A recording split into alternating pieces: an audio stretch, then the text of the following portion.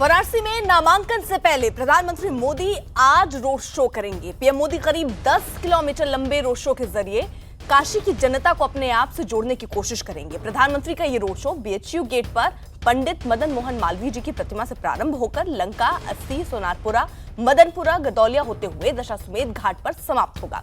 Road show के बाद प्रधानमंत्री शाम 7 बजे गंगा आरती में भाग लेंगे। गंगा आरती के बाद वो काशी के बुद्धिजीवियों के साथ वाराणसी के एक होटल में मुलाकात करेंगे।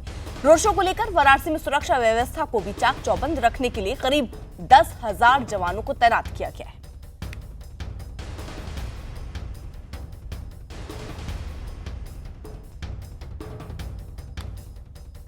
तो आज ये करीब 10 किलोमीटर लंबा रोड शो 2014 में प्रधानमंत्री नरेंद्र मोदी ने कहा था कि मां गंगा ने बुलाया है और इसलिए वो वहां पहुंचे थे। उस वक्त वो प्रधानमंत्री के उम्मीदवार के तौर पर बीजेपी की तरफ से कैंडिडेट थे, लेकिन इस बार वो प्रधानमंत्री के तौर पर एक बार फिर से नामांकन दाखिल करते हुए बनारस पहुंचेंगे। वो तो वाराणसी कैंट रेलवे स्टेशन से हमारे सहयोगी विक्रांत यादव हमारे साथ जुड़ चुके हैं। तेलियाबाग से अमिताभ सिन्हा हमारे साथ है और साथ साथ गदौलिया से अनूप गुप्ता हमारे साथ इस वक्त है। अमिताभ, क्योंकि देखिए बनारस 2014 का वही मंजर दोहराने की कोशिश बनारस में बीजेपी करती हुई नजर आ रही है, जो एक भारी जनमत में कन्वर्ट हुआ था। इस बार भी वही कोशिश, क्या कार्यक्रम रहने वाला है आज?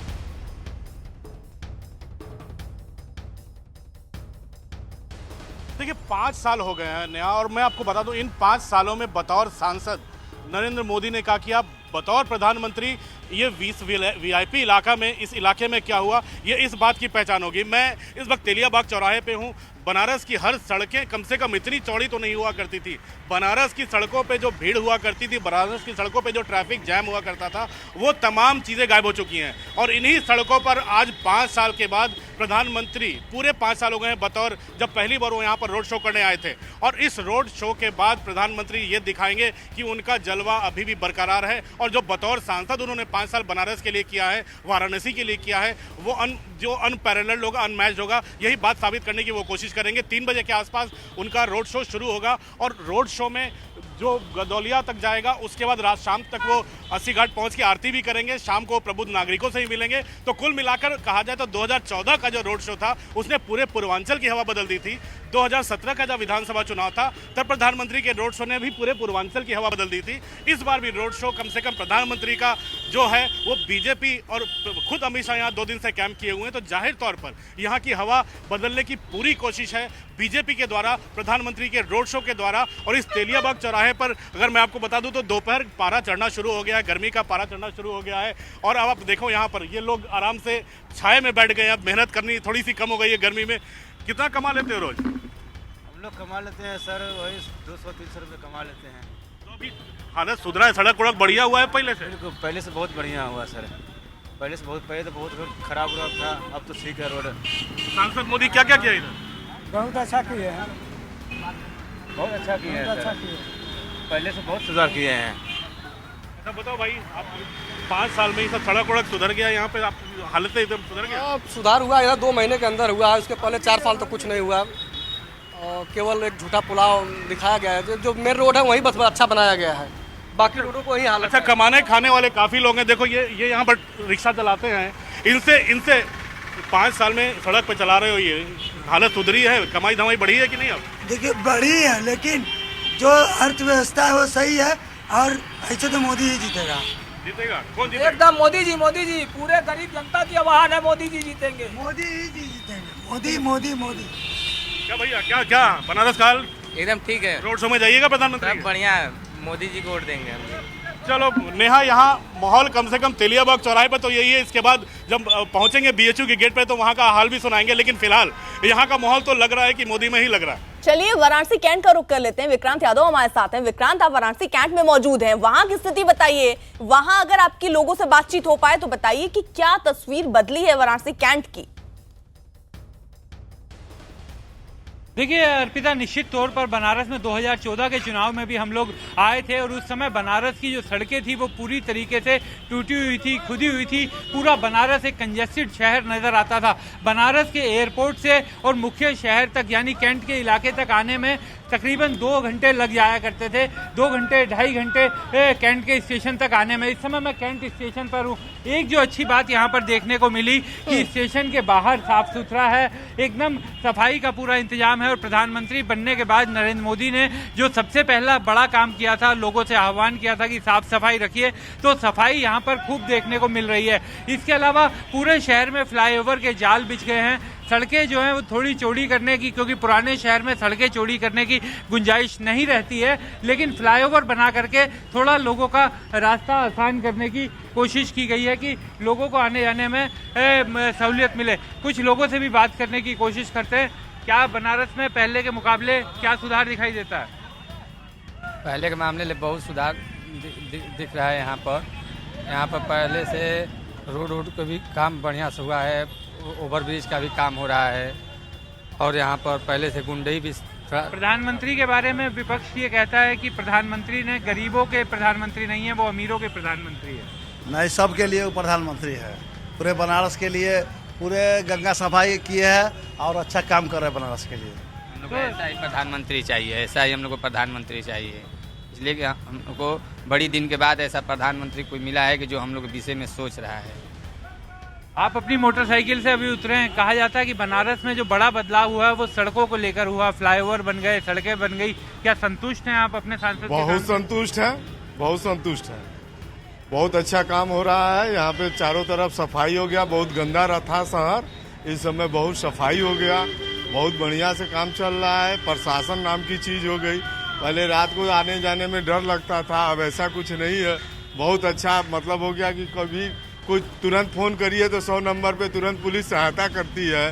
ये सारी चीजें हैं। तो अर्पिता की 2 चीजें जो यहाँ पर साफ दिखाई देती है बनारस में, कि पहला जो सड़कों को लेकर के, कंजेशन को लेकर के लोगों की एक बड़ी समस्या थी 2014 से पहले, और एयरपोर्ट से मुख्य शहर तक आने में जो समय लगा करता था वो बिल्कुल याद है। लेकिन आज जब हम एयरपोर्ट से उतरे तो मात्र 30 से 35 मिनट में कैंट स्टेशन के पास पहुंच गए थे, तो वो बदलाव एक दिखाई देता है। इसके अलावा लोगों को एक, अगर आपका सांसद देश का प्रधानमंत्री भी हो तो निश्चित तौर पर उस क्षेत्र की जनता के लिए इससे बेहतर कुछ नहीं हो सकता। और जनता का साफ ये कहना है कि साफ सफाई, सड़क और बिजली, ये 3 चीजें ऐसी हैं अर्पिता जिसके बारे में लोग ये कह रहे हैं कि 2014 के बाद एक बड़ा बदलाव काशी में देखने को मिला है। बिल्कुल विक्रांत, कुछ बदलाव आप लोगों से बात करके बता पा रहे हैं, लेकिन जो तस्वीरें बयां कर रही हैं आपके पीछे रेलवे स्टेशन की, वो भी अपने आप में बेहतरीन तस्वीर इसलिए क्योंकि जब कभी भी मैं बनारस गई हूं मैंने देखा है वहां पर जगह नहीं होती थी, रिक्शे और ऑटो, इतनी वहां पे कंजेस्टेड रहता था जगह कि आपको जाने का रास्ता नहीं मिलता था। गदौलिया का हाल भी कुछ ऐसा ही रहता था। अनूप, जरा इस वक्त तस्वीर दिखाइए, क्या गदौलिया की तस्वीर बदली है? क्योंकि गदौलिया भी एक ऐसी जगह जो भीड़ भाड़ से लबालब रही है, और ऐसे में अब तस्वीर कितनी बदल गई वहां की?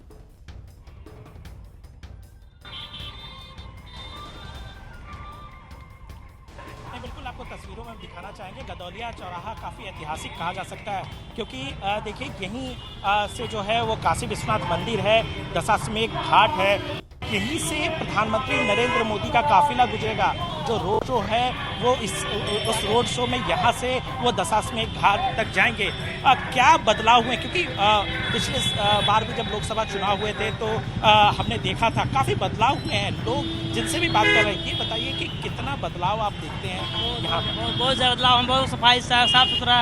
बाकी में सबसे अच्छी वाटों में India, I love Modi, Modi से हर जब मोदी रहे, मोदी साफ सफाई सुथरा, स्वच्छ भारत, आवास, इज्जत घर, सारी व्यवस्थाएं हमारे मोदी जी की आवास मिली है। I love my Modi. ये बताइए कि आप बनारस के हैं, कितना पिछले 5 साल से, आप 5 साल में, पिछले 5 साल में कितना बदलाव आप देखें? बहुत बदलाव है, पूरा देश बदल गया है। देशभक्त मोदी है, दिल से मोदी काम करता है देश के लिए, वो परिवार के लिए काम नहीं करता। बाकी पार्टियां परिवार के लिए काम करती है, चाहे सपा हो, बसपा हो, कांग्रेस हो, कोई भी पार्टी हो।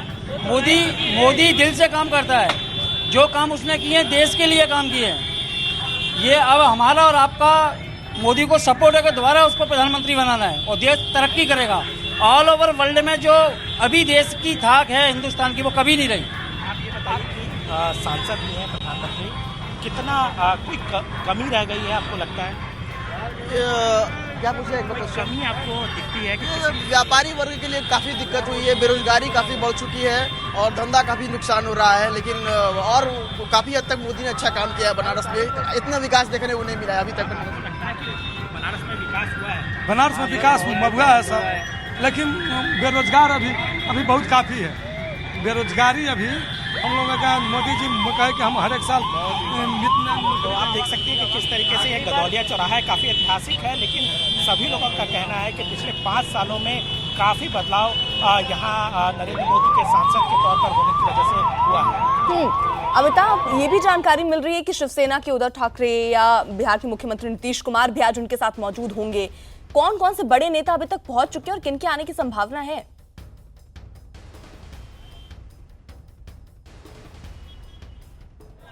देखिए, बीजेपी के तमाम संसदीय दल के जितने नेता हैं, चाहे वो सुषमा स्वराज हो, चाहे कोई भी और नेता हो जो संसदीय दल का हो, पार्टी के बड़े मंत्री, पार्टी के बड़े पदाधिकारी और कम से कम 6 मुख्यमंत्री यहाँ पर मौजूद रहेंगे, जिसमें एआईएडीएमके के नेता भी आ सकते हैं और तमिलनाडु के मुख्यमंत्री भी आ सकते हैं। पंजाब से प्रकाश सिंह बादल आएंगे, नीतीश कुमार यहाँ रहेंगे, नामांकन में भी रहेंगे, रोड शो में भी रहेंगे। तो एक चीज़ तो साफ है कि ये शो ऑफ स्ट्रेंथ है एनडीए का। अगर महागठबंधन अपनी ताकत दिखाने की कोशिश कर रहा है तो प्रधानमंत्री मोदी भी ये दिखाने की कोशिश कर रहे हैं कि एनडीए का गठबंधन यहाँ पर कितना मजबूत है और किस तरह से उनको बैक कर रहे हैं लोग।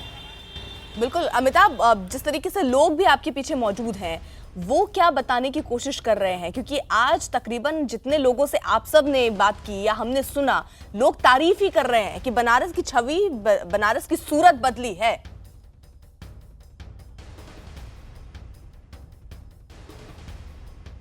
दो चीजें मैं हमेशा अर्पिता कहूंगा कि जो अब तक जो प्रधानमंत्री हुए हैं जितने भी, अगर आप उनके लोकसभा क्षेत्रों का हाल निकाल कर देख लें, काम हर नेता अगर प्रधानमंत्री बन जाता था तो वो राष्ट्र का नेता हो जाता था, उसकी कंस्टिट्यूएंसी कहीं ना कहीं पीछे छूट जाती थी विकास की रेस में। लेकिन पिछले 5 साल में यहाँ ऐसा नहीं हुआ है। प्रधानमंत्री ने एक मिनी पीएमओ यहाँ पर बनाया था, गाँव को गोद में लिया है। और बनारस की सड़कों का क्या हाल है? आप यहाँ पर काफी लोग यहाँ बनारस में हैं जो इस गर्मी के बावजूद भी, मैं यहाँ खड़ा हूँ और यहाँ पर जुटे भी पड़े हैं। क्या भैया, सब माहौल एकदम बहुत बढ़िया है, बहुत अच्छा है। मोदी हमारे बनारस के लिए एक देवता की तरह आए हैं। जो उन्होंने कहा कि गंगा मैया ने उन्हें बुलाया है, सही बात है, गंगा मैया ने उन्हें बुलाया है और बनारस को उन्होंने इतना खूबसूरत बना दिया। यहाँ की रोड हुई, यहाँ की साफ सफाई हुई और यहाँ की जनता उनसे इतना खुश है। बनारस की जनता जिसको एक बार दिल से मान लेती है, उसे हमेशा के लिए मान लेती है। ये जान लीजिए आप लोग मोदी जी को। हाँ, हम लोग टोटो चलाते हैं। मोदी जी और योगी जी को क्या ऑटो चलाते हैं? हाँ, हम लोग की 150 गाड़ी की रैली भी आज जा रही है। हम लोग खुद रैली कर रहे हैं, रैली में जा रहे हैं। सब मोदी जी को वोट देंगे। उधर सब लगी हुई है गाड़ी, देख लीजिए आप, मसान पे लगी हुई है। हम लोग जैसे मेरे लिए हिंदी फिल्म का सलमान खान हीरो है, वैसे मोदी भी हीरो है। भोजपुरी में भी खेसरिया हीरो है, वैसे मोदी भी यूपी का हीरो है और कईयों हीरो रहेगा। हम लोग यार यूपी में क्या है? अरे बाबा गुस्सा मत। अरे बनारस में सुधरा है कि नहीं? मोदी का तो कोई कुछ कर ही नहीं सकता है। योगी जिंदाबाद, योगी जी जिंदाबाद, योगी मोदी जी, योगी और मोदी दोनों वही है।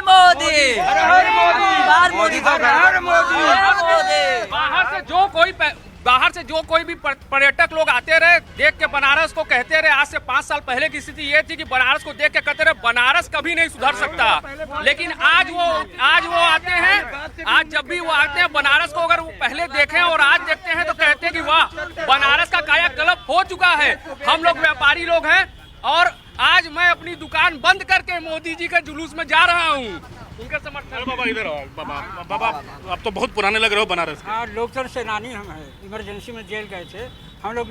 मोदी जी के लिए हमेशा सपोर्ट कर रहे हैं, चाहे सोनिया गांधी आ जाए, चाहे राहुल आ जाए, कोई भी उनके सामने टिक नहीं पाएगा। तो इमरजेंसी में जेल गए थे तो समाजवादी होना चाहिए, तो मोदी जी नहीं, बीजेपी के हम लोग हैं।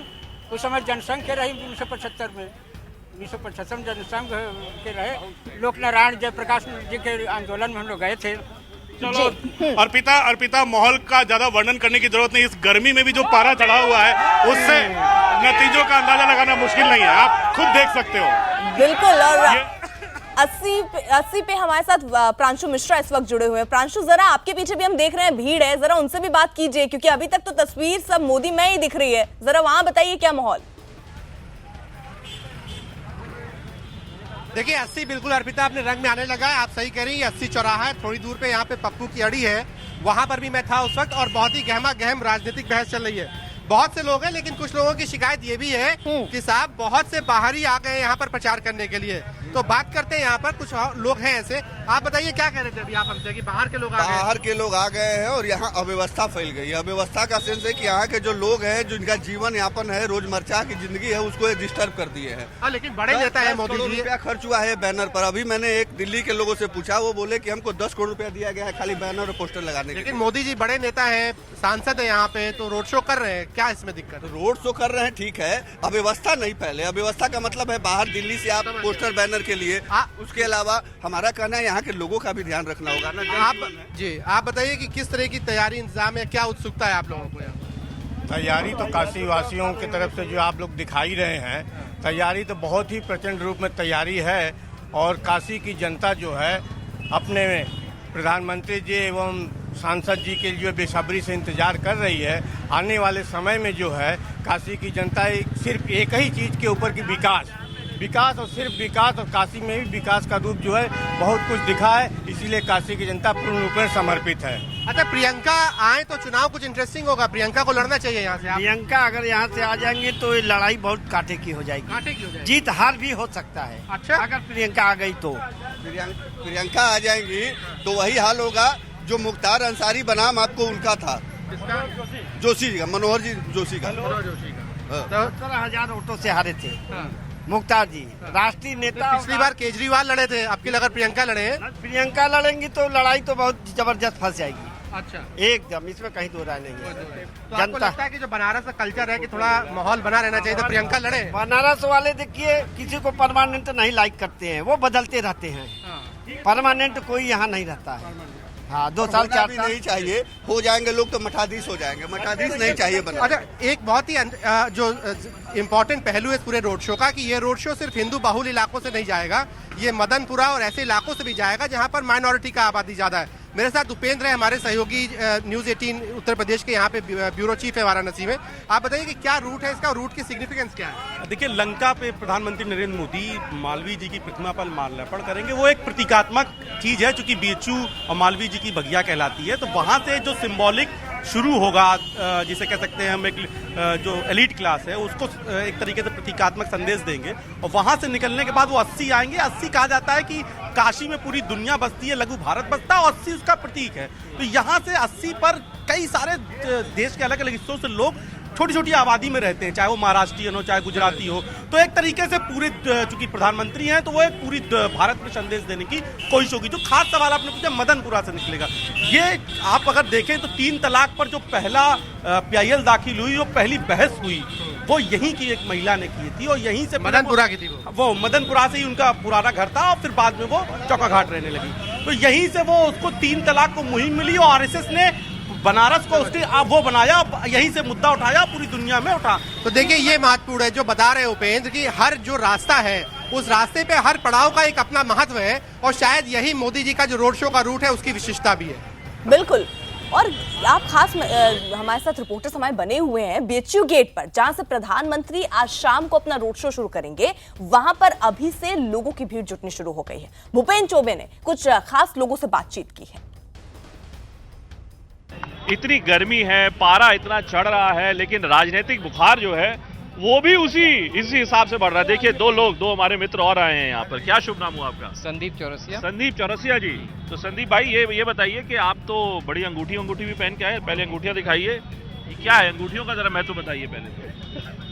ये जेम्स बॉन्ड टाइप है क्या? बिल्कुल, ये ही मैन जेम्स बॉन्ड। हाँ, और ये आप माला जो लाए हैं? संदीप जी हमारे बनारस के यूथ आइकॉन है। नहीं, यूथ आइकॉन है। इससे मैं अंगूठियों का महत्व समझने की कोशिश कर रहा था। बड़ी शानदार अंगूठियां आपने पहनी हुई हैं, एकदम टाइगर टाइप। वो सनी देओल ने भी उधर बीजेपी ज्वाइन कर लिया। आपका भी हाथ ऐसे 2.5 किलो का है, 2.5 किलो का मुक्का। ये मोदी जी का प्रभाव है। मोदी जी का प्रभाव है, बहुत बढ़िया। आजकल बनारस में सब कुछ ये जो प्रतीक है ये हमारे नरेंद्र मोदी जी के बराबर है। सिंघम है हमारे नरेंद्र मोदी। ये सिंघम है? सिंघम। अच्छा, दिखाइए जरा अच्छे से दिखाइए संजय जी। ये सिंघम है? ये सिंघम। अच्छा, और ये क्या है? अगला ये सिंघम की कैबिनेट है। अच्छा, और इसमें ये अमित शाह है क्या? नो या योगी आदित्यनाथ है? कैबिनेट में सब लोग हैं। ये कैबिनेट है, बहुत बढ़िया बात है। तो ये बताइए कि ये जो आप माला लेके आए हैं, ये मोदी जी को पहनाने का अवसर तो शायद मिलेगा, नहीं मिल पाएगा? मिलेगा, जरूर मिलेगा। मोदी जी जननायक हैं और ये अवसर जरूर मिलेगा, क्योंकि माननीय संदीप चौरसिया जी के नेतृत्व में 500 युवा कार्यकर्ता आए हैं और प्रधानमंत्री अपने 59वें जन्मदिन में प्रवेश कर रहे हैं। कि हम लोग 59 किलो की माला लेके आए उनके स्वागत में। 59 किलो? जी, ये 59 किलो की माला लेके आए हैं। 59 किलो की माला? जी जी जी। ये जरा देखो, मेरे हाथ ही ना गिर जाए। मेरा हाथ तो संयोग जैसा हाथ नहीं है मेरा। अच्छा, ये क्या बात है? 59 kg, 59 किलो की माला, इसलिए 59 किलो की माला। बात तो करने दो यार। दो लोगों ने जो है 59 किलो की माला पकड़ रखी है। और क्या क्या आप लोगों ने ये बताइए विशिष्ट आयोजन किया है यहाँ पर? यहाँ उनका भव्य स्वागत है और भारी मतों से वो जो जीतेंगे। हाँ, भारी मतों से जीतेंगे। भारी मतों से। तो ये क्या है, इधर क्या है? ये नमो अगेन। अच्छा, ये आपने एक ये बैंड लगा रखा है, बहुत बढ़िया। तो बैंड और ये माला 59 किलो की और ये सिंघम है, सिंघम बहुत बढ़िया। मोदी जी को कहीं गिफ्ट देने वाले हैं क्या? नहीं, मोदी जी को तो हम यहाँ से जिता के जाएंगे। अच्छा, एक बात बताइए मुझको, आप लोग एक बात। एक मिनट।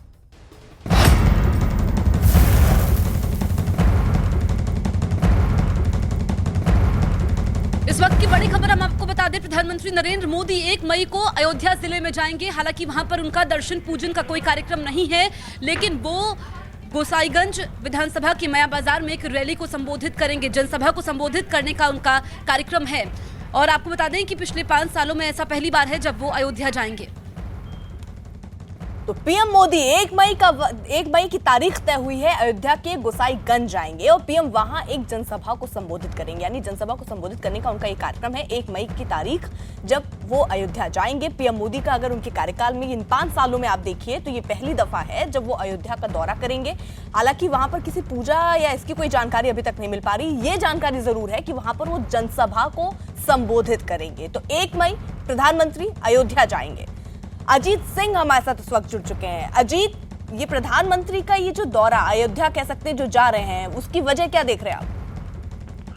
देखिए, बिल्कुल अर्पिता, प्रधानमंत्री जो कि अयोध्या जो लोकसभा क्षेत्र है वहां जाएंगे और अम्बेडकर नगर से सटा हुआ लोकसभा क्षेत्र है। 2 लोकसभा क्षेत्रों के लोगों को संबोधित करेंगे। हालांकि उनका अयोध्या के मंदिरों में जाने का कोई कार्यक्रम नहीं, लेकिन एक मैसेज जरूर प्रधानमंत्री की तरफ से देने की कोशिश होगी कि यहाँ भगवान राम विराजमान है, हनुमान गढ़ी है और लगातार जो बड़े नेता चाहे योगी आदित्यनाथ की बात करें, अभी वो गए थे दर्शन कर आए, तो एक मैसेज देने की कोशिश जरूर पूर्वांचल में होगी प्रधानमंत्री की, कि एक मैसेज दिया जाए कि अयोध्या हमारे लिए कोई, अयोध्या में हम आते रहेंगे और अयोध्या में आएंगे और अयोध्या हमारे एजेंडे में और राम मंदिर एजेंडे में बाकायदा जो मैनिफेस्टो जारी किया गया उसमें भी राम मंदिर का जिक्र किया गया बीजेपी की तरफ। तो निश्चित तौर पर एक बड़ा मैसेज देश और प्रदेश को देने की कोशिश होगी प्रधानमंत्री की तरफ से। और 1 मई को उनकी जनसभा है, गोसाईगंज विधानसभा पड़ती है, जहां पर मया बाजार के आसपास की जनसभा होगी और 2 लोकसभा के क्षेत्र के लोगों को संबोधित करेंगे। और निश्चित तौर पर उनके इस जब संबोधन होगा तो उनके भाषण में अयोध्या और राम मंदिर का जिक्र होना लाजमी है, जिससे एक मैसेज पूरी तरह से प्रधानमंत्री की तरफ से दी जाएगी और यही तैयारी बीजेपी की भी है।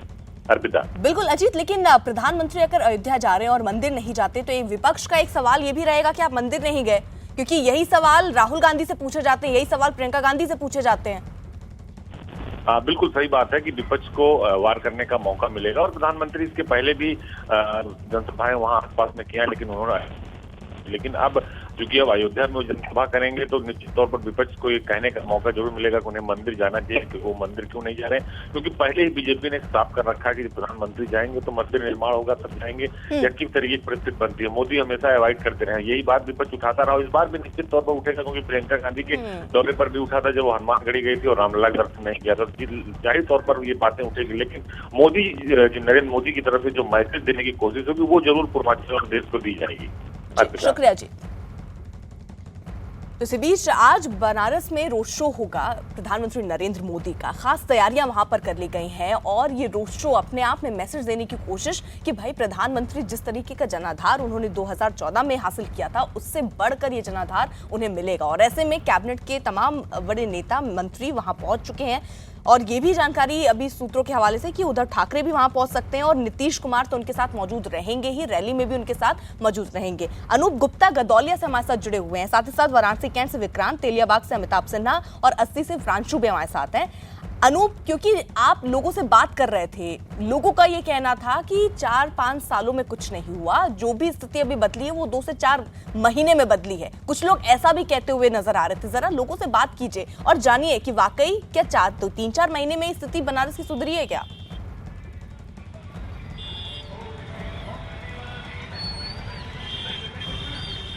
बिल्कुल नहीं। देखिए, लोगों का कहना है कि पिछले 5 सालों में बनारस की तस्वीर बदल गई है, क्योंकि पिछले 5 साल में जो तस्वीर थी उससे उलट आज की तस्वीर दिखाई दे रही है। कुछ लोग ये बताइए कि पिछले 5 साल में कितना बनारस बदला है? बनारस इतना बदला हुआ है कि जो कभी कोई सपने में सोच नहीं सकता था। इसीलिए फिर एक बार मोदी सरकार। लेकिन ये बताइए कि कुछ, क्योंकि कई लोग कह रहे हैं कि बहुत बदलाव की गुंजाइश थी जो नहीं हो पाया, आपको लगता है? नहीं, ऐसा तो हमें लगता नहीं। यहाँ पे मोदी जी के बहुत हर जगह साफ सुथरा है और आने से हर जगह साफ सफाई और पहले से भी अच्छा काम हो चुका है यहाँ पे। और यहाँ पे हर चीज़ का व्यवस्था बहुत अच्छा है, उनकी सुविधाओं का व्यवस्था भी, हर जगह व्यवस्था, पुलिस भी हर जगह मुस्तैद है और अपनी व्यवस्था पे कायम रखी है। आप ये बताइए कि ये गदौलिया चौक है, काफ़ी महत्वपूर्ण चौक माना जाता है, कुछ बदलाव आप देखते हैं पिछले 5 सालों में हुआ?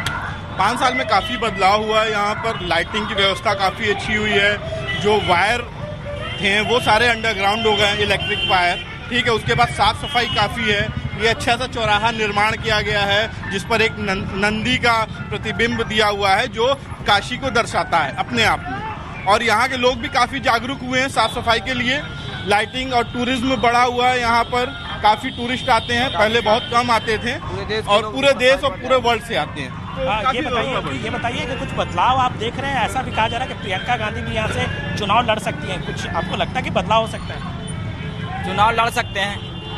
आपको लगता है कि ये नरेंद्र मोदी को हरा सकते हैं? प्रियंका गांधी अगर चुनाव यहाँ से लड़ती हैं तो कुछ बदलाव आप देखते हैं? लगता है कि प्रधानमंत्री हार सकते हैं? बहुत सारा बदलाव आ सकता है। ये बताइए कि अगर प्रियंका गांधी चुनाव लड़ती है यहाँ से तो चुनौती, तो उनकी जमानत जब्त हो जाएगी, क्योंकि चुनाव के 2 महीने पहले बस हाथ हिलाने से जनता वोट नहीं देती है। 5 साल लगातार अगर आपको चुनाव में आना है, राजनीति में आना है, तो परमानेंट रेगुलर काम करिए। बस 2 महीना पहले हाथ हिला देने से कोई जीत नहीं जाता, उसको वोट नहीं दे सकता है। तो ये आप देख सकते हैं कि किस तरह से लोगों का उत्साह है। हालांकि शाम 3 बजे रोड शो शुरू होगा, लेकिन 3 बजे ये रोड शो शुरू होगा और उसमें कई खास बातें पल पल हम नजर इस पर बनाए हुए हैं। अलग अलग जगहों पर बनारस में हमारे रिपोर्टर मौजूद हैं, उनके पास चलेंगे। फिलहाल एक छोटा सा